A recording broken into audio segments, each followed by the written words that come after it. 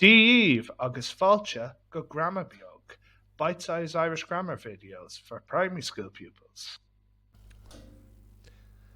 Today we're looking at pronouns, or Forainm, and a pronoun replaces the noun.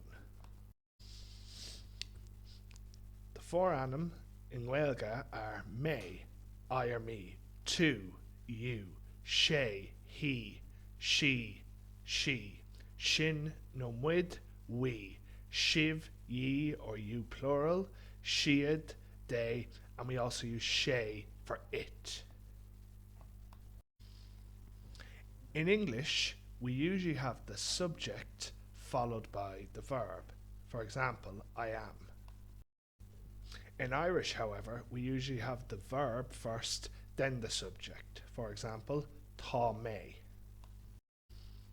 For example, the dog ate. Well, the subject is the dog and the verb is to eat, ate.